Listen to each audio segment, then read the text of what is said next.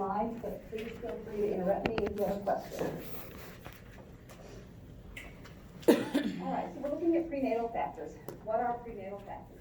Prenatal factors are things that affect a woman's body before she gets pregnant. Okay? That's what we're looking at. We're looking at things that can potentially affect the pregnancy and or the baby. And I probably say this about every lecture, but it's one of my favorite ones. I'll tell you later on why, because I've had many opportunities to do this. All right, so we're going to start off with some pictures. I know you guys are like, I am so beyond anatomy and physiology, but you need to see that with the man, it's all about the sperm. Do they have enough? Can it get through the vas deferens, through the penis, into the vagina to impregnate an egg? For the woman, there's a few more working parts. Does she have the ovaries? Does she have eggs? Can the eggs get down the fallopian tubes? Can they get impregnated in the right place and insert themselves into the lining of the uterus? So all of those things come into play when we're thinking about, number one, contraceptives, number two, having a baby, and number three, infertility. So those are the three things we're going to look at today. Family planning is the title of this chapter. So we're looking at, you're a nurse, or you're going to be a nurse, and you're going to be an influence on everyone around you. I'm not kidding you. People will be calling you, family members, asking your opinion about things. Now, they'll also call you and then call 10 other people and get a consensus of if someone will actually agree with them. But you will be an authority figure to them. And I say this because when I was in nursing school, I went to Oklahoma Baptist University, and when I was a senior, one of the instructors at the high school had asked if a nursing student would like to come and teach on sex education. I thought, sure. So I went over and for 3 days taught them sex education, and the students were great. They asked questions, they had things in their head that they didn't know about, that they wanted clarified. It wasn't that this teacher was not able or capable of teaching. She had a bachelor's degree, but I was an authority. I'm a nurse. I carry a little bit more information. So when you're talking to someone, you're going to have to dispel some of their misconceptions. So that's what's on page 693. So they're going to get their sources from friends, relatives, television, newspaper, magazines, and the internet. Well, they are way behind because we got Snapchat and Instagram and TikTok and all these other sources that are not even mentioned here that people are getting their sources from. We got to know what they understand first before we can educate.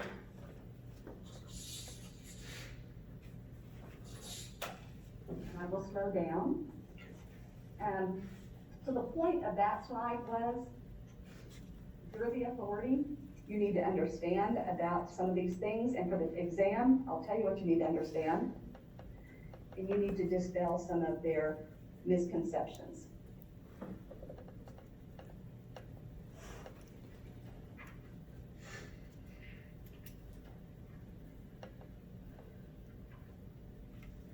So your role, you need to understand, know the different types of contraceptions that are available. And they're making new ones all the time, or different types.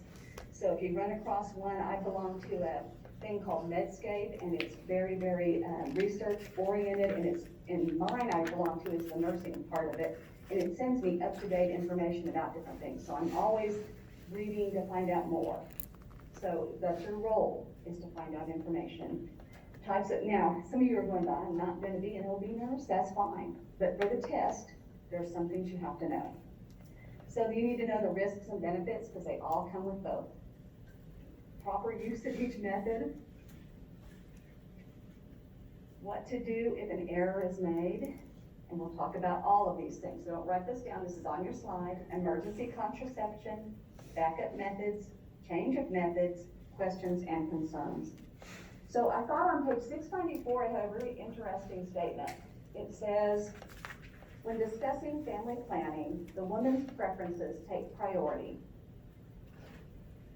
What do you think about that? I'm going to ask that out to, are you guys able to answer in Stillwater? Can you get to the microphone and answer that question? When discussing family planning, the woman's preferences take priority.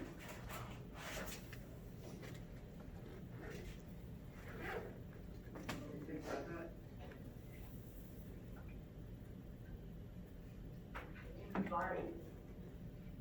She's gonna be the one carrying the child.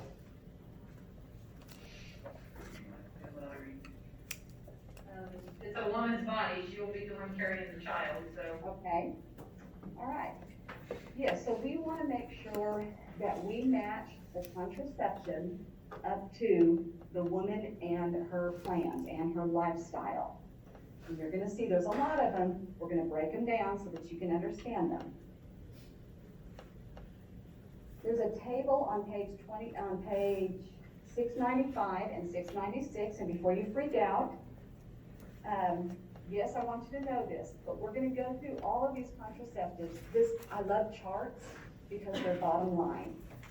So the first column says what it is, the method, the second one is the advantage, and the third one is the disadvantage. And you'll notice that a lot of them have the same things, so if something stands out differently, you might wanna know that. But like I said, we're gonna go through every single one of them, and you'll be able to, understand it better. Could you repeat those page numbers again? Yes, it's 695 and 696. So like I said earlier, if you'll have your book handy, you can just go through and highlight what I'm saying. I'm taking everything from your book. I'm just explaining it a little bit more. So when you're looking at an individual, your client has come to you and they say, I need contraceptive. So these are the things that you're gonna be looking at: the safety, protection from sexually transmitted diseases. So yes, you're gonna have to ask them, are you in a mutually exclusive relationship or not? Because you need to know, are they gonna need that protection, the added barrier of protection? Effectiveness. Birth control is only as effective as the person taking it. If they're not taking it perfectly as it's ordered, it's not gonna work. Convenience, acceptability. Oh, acceptability, that was an interesting one. It's talking about both partners. So like if you have one partner that is like, I'm done having children, I don't wanna have any more, let's get this taken care of, and the other one says, no, I'm not ready to stop yet. Y'all gotta get on the same page. So you may be helping them with figuring out where they're at. Education needed. Some of these are gonna require them reading a lot, understanding the side effects, because they'll get a list of things. So sometimes they need to have more education, or even a medical education, or understanding of our language. Is there a language barrier? Benefits, side effects, effect on spontaneity, that affects a lot of people, and we'll talk about teenagers here in a minute. Availability, expense. A lot of times insurance covers these things, but sometimes it doesn't. Are they gonna be okay with it? Preference, religious and personal beliefs. We like to throw that one in and just kind of ignore it, but this is a huge issue, right? So I cannot bring my religious preference into their situation. I've got to logically present the information and allow them to choose. Culture, other considerations, informed consent.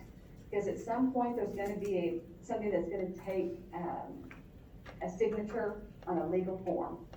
So potentially dangerous side effects, you're gonna have to be aware of that. Age considerations, and this is on pages 699 to 700.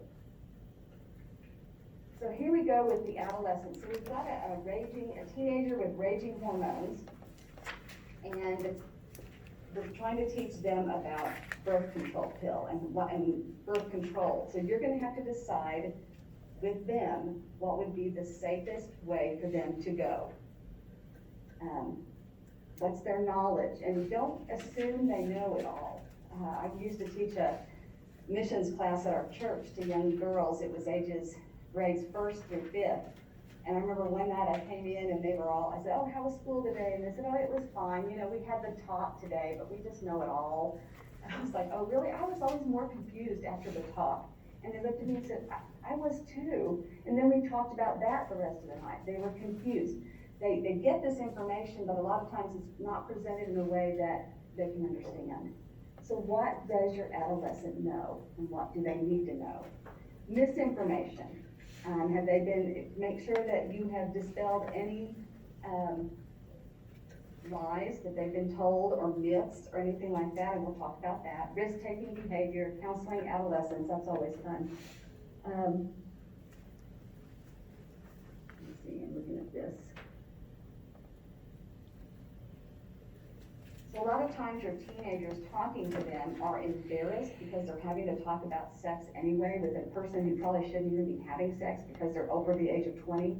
But you can talk to them in such a way that they will actually start talking back. Keep it open, keep it a little bit clinical, but more on their level. We want to decrease their chance of getting a sexually transmitted disease, and we want to decrease an unwanted pregnancy for them. Perimenopausal women. This is something that we don't talk about very often either. That's on page 701. There are women that still are ovulating, having periods well past the age of 50, and they still need to consider birth control. So when you're counseling a woman and you know her age, you might want to ask her that question too. Are you using birth control? Is there something, have you started menopause yet? Do you know? That kind of thing. Make sure that they are being protected. All right, so let's start with the first one. Methods of contraception. That's on page 701 and 702. The first thing you need to know about contraception is we're going to assume they're all permanent. Even though I know there's places that say we can do a reversal on your vasectomy, not always. We can untie your tubes, not always. It doesn't always work. So the first thing you need to know, and the patient needs to know, is we're going to assume this is permanent.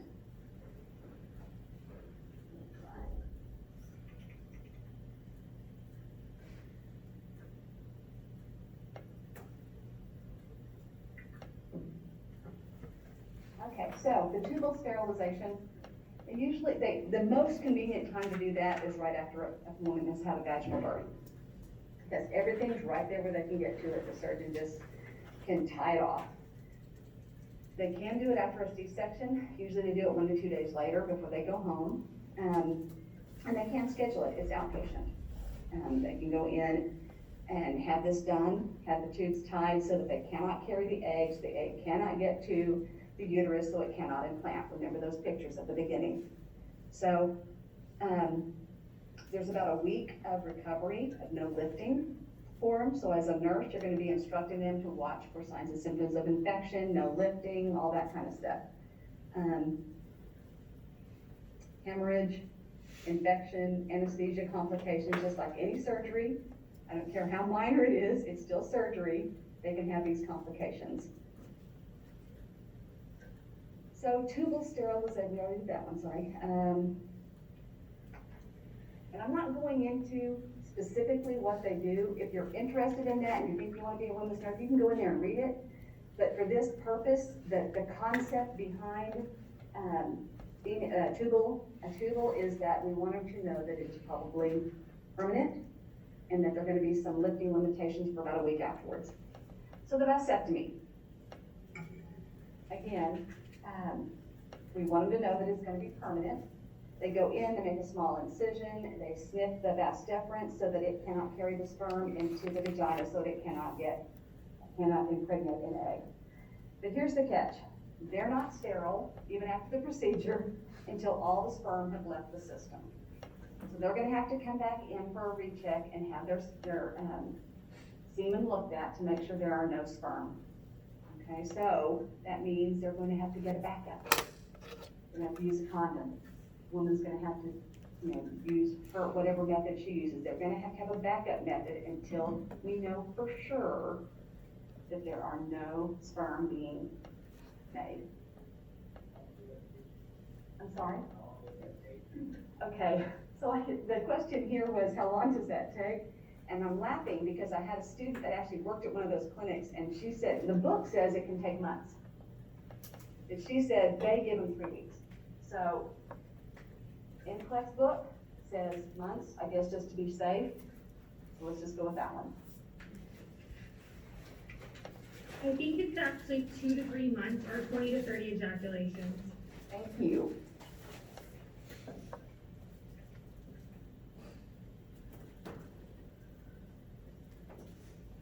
Yeah.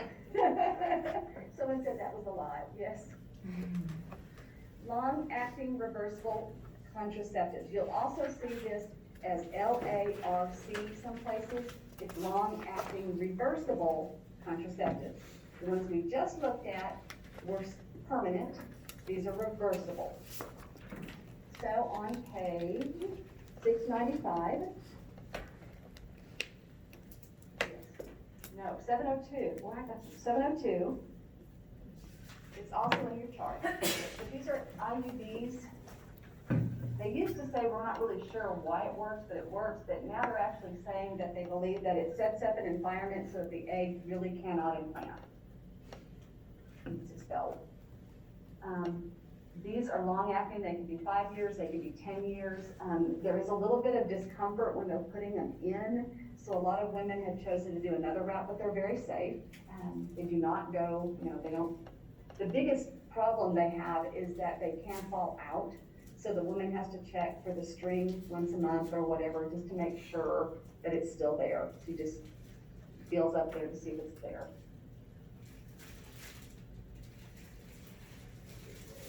It goes into the uterus,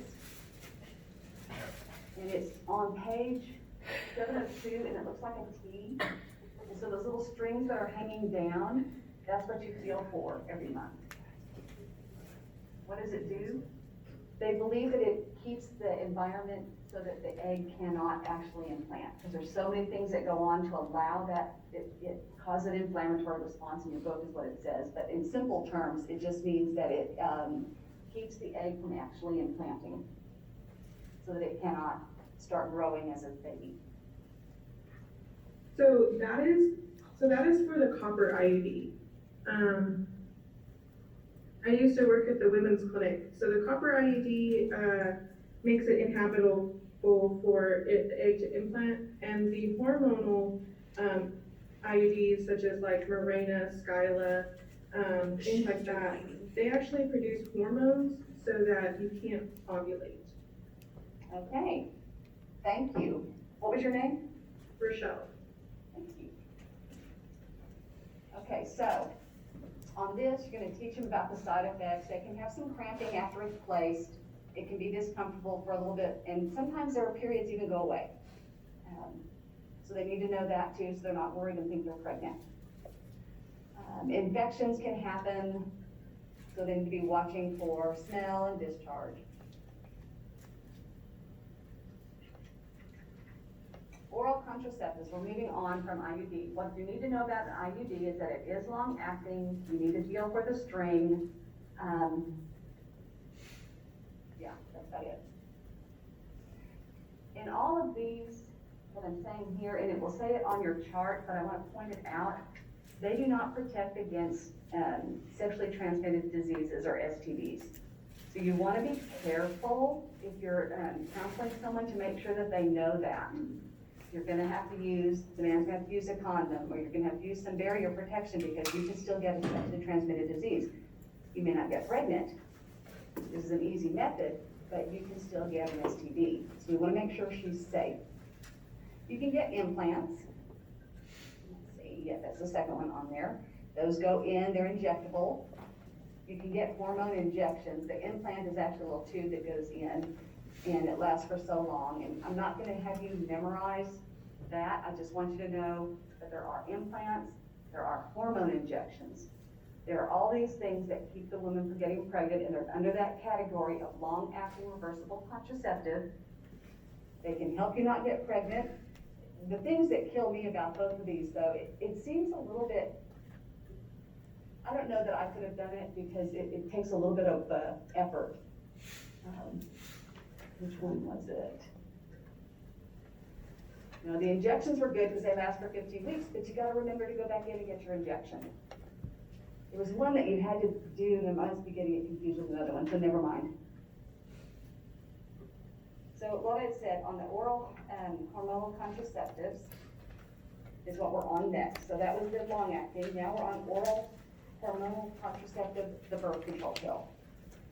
These have a lot of good benefits, but they also have some side effects that are very potentially bad. You don't need to know the different types. there's combination, there's progestin only, all this kind of stuff. The thing you need to know is that for women that smoke, it really does set them up for blood clots. It affects the clotting factor so that they clot more, and so they can get blood clots. So you really want to make sure, and on page 707, at the bottom, there's a chart, and it says aches. That's kind of what they use to abbreviate, to know the warning signs of your complications. So the A stands for abdominal pain, which is severe. C is chest pain or dyspnea, mouthness, and cough. H is a severe headache. Eye problems is E. S is severe leg pain. So if you're in an emergency room and someone comes in with these signs, you're gonna ask, oh, are you taking a birth control pill? Make sure I'm still. What page was that on? Okay, that was on page 707 at the bottom. It's table 25.5. Thank you. You're welcome.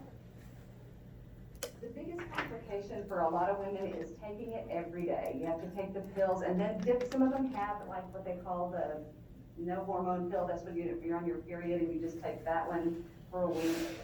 But you do have to take it every day. So if you miss a dose, you need to be able to tell them what to do if they miss a dose.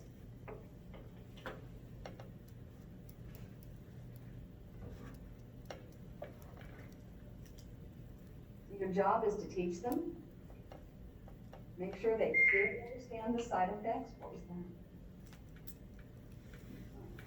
Did you guys get that? Are we still connected, I guess? It's Enid, their mic is on. Oh, okay. Enid, can you turn your mic off?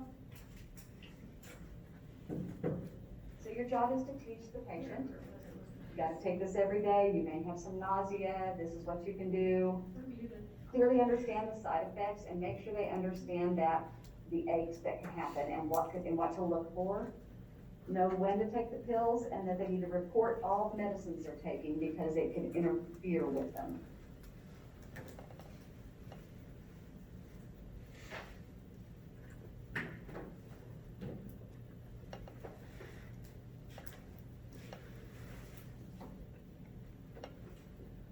Oh, I have on here postpartum and lactation. That's because the woman that has just had a child and she's breastfeeding, it does cross the barrier to the milk. And so the baby can get some of that hormone. So we want her to not take them if she is postpartum and breastfeeding. Needs a different type of birth control pill, birth control.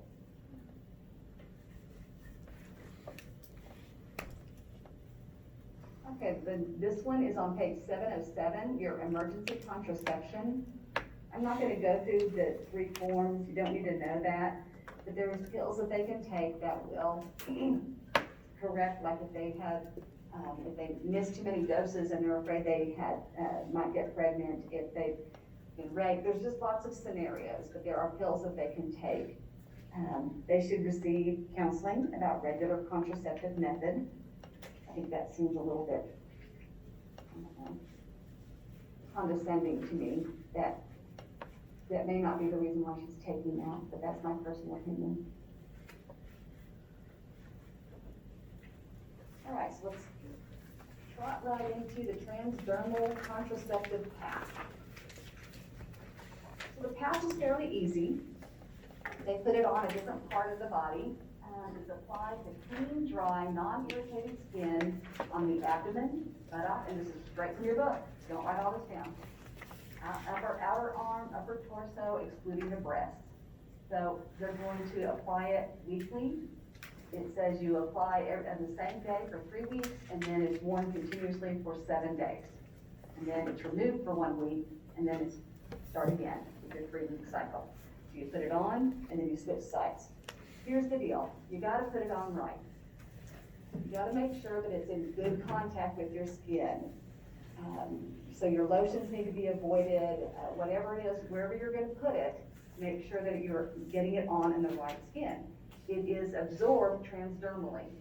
And you don't wanna rub it, but here's another funny thing.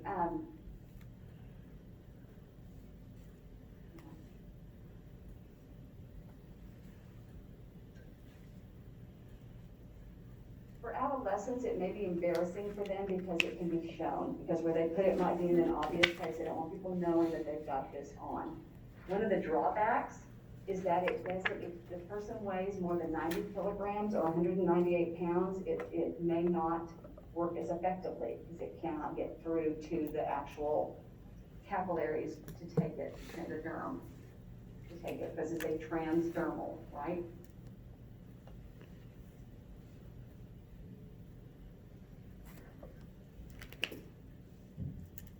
Okay, so the contraceptive vaginal ring, the soft ring.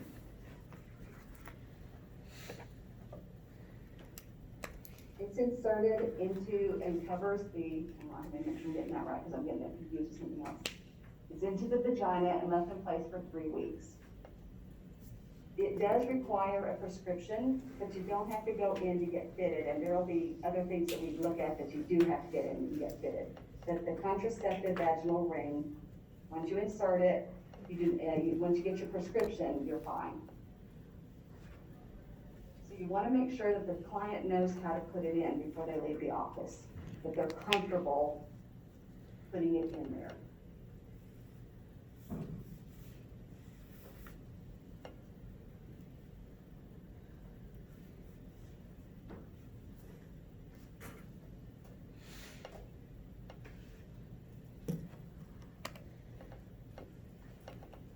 Barrier methods. So the first one is gonna be your chemical barriers, and your second one's gonna be your mechanical barriers. You use the chemical with the mechanical. So the chemical is the spermicide. This is on page 709. And that just gives you extra protection. Did you say that was mechanical or chemical? Chemical first, and that's gonna be used with your mechanical. So your chemicals are your spermicides. Makes sense? Chemical, spermicide. The mechanical are gonna be your condoms. And all the other things, we're gonna go through that.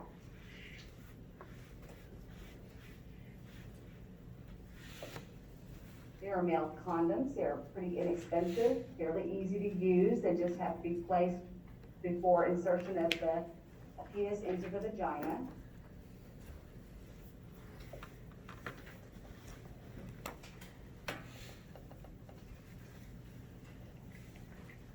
There are female condoms. They really haven't taken off, and they're more expensive, so I'm not really sure that is either. But it fits inside the vagina with a firm ring on the outside, and so it keeps it from going in.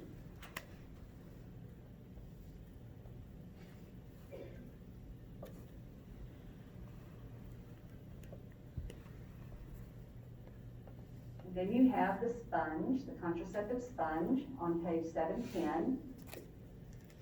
And its purpose is to absorb, just like it sounds, absorb the semen.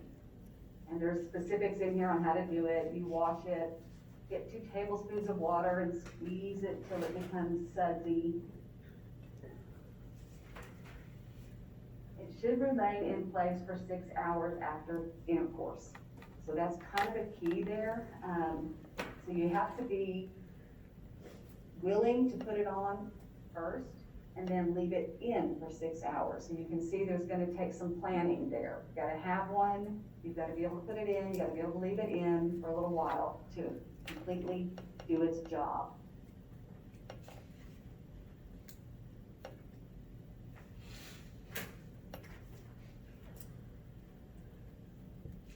So like the male condom and the female condom will protect against STDs. The diaphragm. It covers the cervix.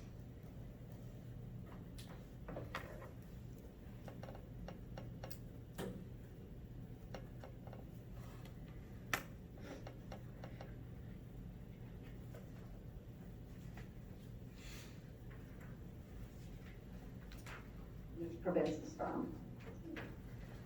It's a little bit different than the cervical cap. The cervical cap is smaller, and there's a page on 711. This actually has to be fitted by a healthcare professional. And then you get those, and then the woman places it, and it stays in place by suction.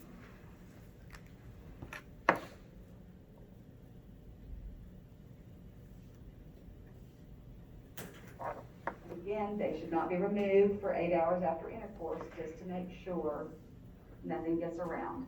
No sperm, not nothing, no sperm gets around.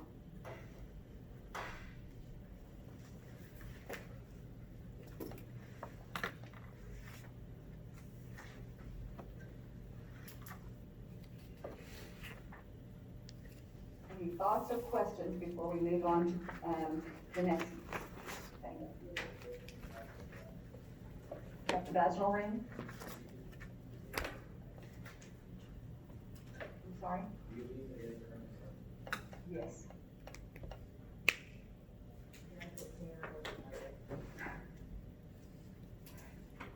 The question was, do you put it in before sex and can it come out? And someone said, yes, it can.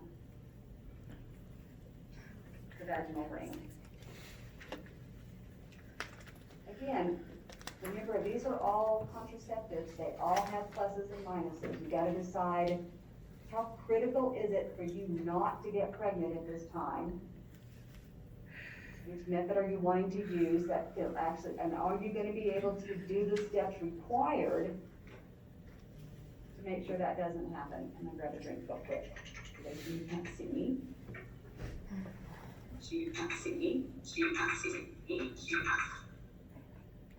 I'm sorry, was that a question for me? Because I couldn't understand it.